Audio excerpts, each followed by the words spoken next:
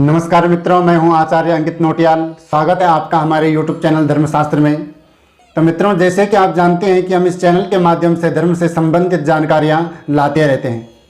आज हम जानेंगे कि क्या एक हाथ से प्रणाम करना चाहिए या नहीं करना चाहिए, घर में मंदिर किस दिशा में होना चाहिए, पूजा में कैसे कपड़े नहीं पहनने चाहिए, इस पर आज हम चर्चा करेंगे। सबसे पहले हम जानेंगे कि क्या एक हाथ से प्रणाम करना चाहिए या नहीं करना चाहिए।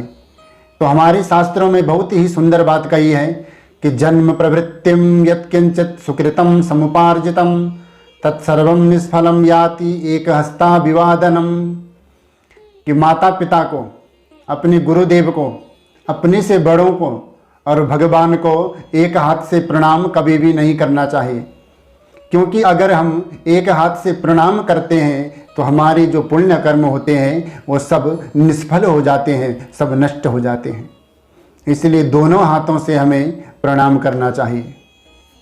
कई लोग होते हैं जो एक हाथ से ही प्रणाम करते हैं, तो ये गलत बात है। घर में मंदिर किस दिशा में होना चाहिए, तो शास्त्रों के अनुसार पूर्व दिशा, उत्तर दिशा या ईशान कोण में घर का मंदिर होना चाहिए। ये सबसे श्रेष्ठ माना गया है। ईशान कोण में भगवान शंकर साक्षात निवास करते हैं, क्योंकि वेदों में कहा गया है ईशान सर्व विद्यानाम ईश्वरः सर्वभूतानाम, अर्थात ईशान कोण में ही सब विद्याओं का वास है। सब देवता भी ईशान कोण में ही रहते हैं। शंकर भगवान का तो नित्य निवास ही ईशान कोण में माना गया है। अगर हम पूर्व दिशा में मंदिर बनाते हैं तो हमें आरोग्य की प्राप्ति होती है। पश्चिम दिशा में अगर हम मंदिर बनाते हैं तो हमें उद्वेग रहता है, मन में परेशानियां रहती है, चिंता रहती है। उत्तर दिशा में अगर हम मंदिर बनाते हैं तो हमें धन की प्राप्ति होती है। और दक्षिण दिशा में अगर हम मंदिर बनाते हैं तो वहाँ नकारात्मक ऊर्जा प्राप्त होती है। इसलिए शास्त्र के अनुसार पूर्व दिशा, उत्तर दिशा और ईशान कोण को ही सबसे श्रेष्ठ माना गया है। कहा गया है कि ईशान कोण को कभी गंदा नहीं रखना चाहिए, वहाँ पर देवताओं का निवास होता है, इसलिए पूजा का स्थान हो सके तो ईशान कोण में ही रखें। पूजा में कैसे कपड़े नहीं पहनने चाहिए, तो पूजा करते समय काले और नीले कपड़े कभी भी नहीं पहनने चाहिए।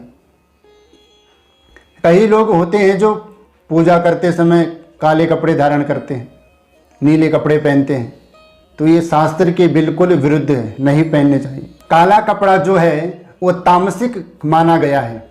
आपने देखा होगा जैसे हिरण्यकश्यप राक्षस हुआ, कंस हुआ, रावण हुआ, तो इनकी सबकी काली ही ड्रेस पहनी रहती थी।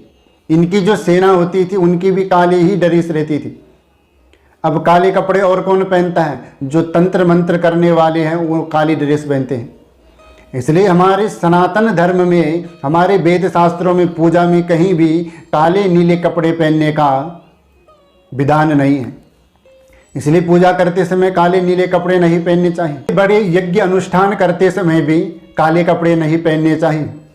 जैसे श्रीमद् भागवत कथा, राम कथा, देवी भागवत महापुराण कथा, अष्टादश महापुराण कथा करते समय भी व्यास पीठ पर बैठे हो तो काला वस्त्र धारण नहीं करना चाहिए। कई लोग तो ऐसे हैं जो व्यास पीठ पर बैठे हैं, उनकी ड्रेस ही पूरी काली रहती है। कई लोगों के पटके काले रहते हैं और दूसरे को धर्म का उपदेश देते हैं, पर पहले उनको ये खुद देखना चाहिए कि ये हमारे धर्म के विरुद्ध है। हमारे शास्त्रों में ये इसका वर्णन नहीं है, काला कपड़ा नहीं पहनना चाहिए। अब हम जानेंगे कि जब हम जप करते हैं तो गौमुखी कैसे होनी चाहिए। गौमुखी अर्थात गाय के मुख का जैसा रंग होता है ऐसे कपड़े की गौमुखी होनी चाहिए। शास्त्रों में कहा गया है गौमुखी रेशमी वस्त्र की होनी चाहिए, अर्थात कौशेय। कौशेय कहते हैं रेशमी वस्त्र को। पीत वर्ण अर्थात पीले रंग की, रक्त वर्ण रेशमी कपड़ा हो या लाल कपड़ा हो, पीला कपड़ा हो, इनकी गौमुखी होनी चाहिए। ये नहीं कि काला, नीला, गुलाबी, रंग बिरंगे वस्त्र नहीं होने चाहिए।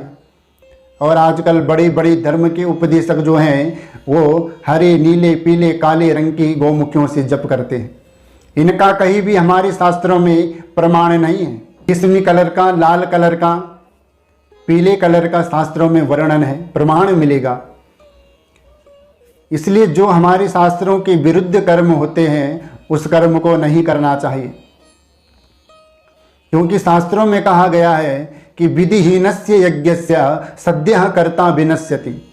अर्थात अगर कोई शास्त्र के विरुद्ध, शास्त्र को नहीं मान करके अपनी मर्जी के अनुसार कर्म करता है तो कर्म करने वाले का भी विनाश होता है। करने वाले का और कर्म कराने वाले को किसी भी फल की प्राप्ति नहीं होती है।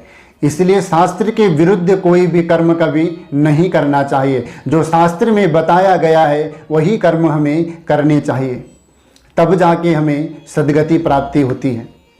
और जिस चीज़ के लिए हम जो यज्ञ करते हैं तब उस चीज़ की प्राप्ति हमें होती है। तो आज के लिए इतना ही। मुझे विश्वास है कि हमारे द्वारा दी गई जानकारी आपको ज़रूर पसंद आई होगी। हमारे द्वारा दी गई जानकारी आपको पसंद आए तो हमारे चैनल को सब्सक्राइब करें, लाइक करें, शेयर करें। तब तक के लिए जय जय श्री राधे।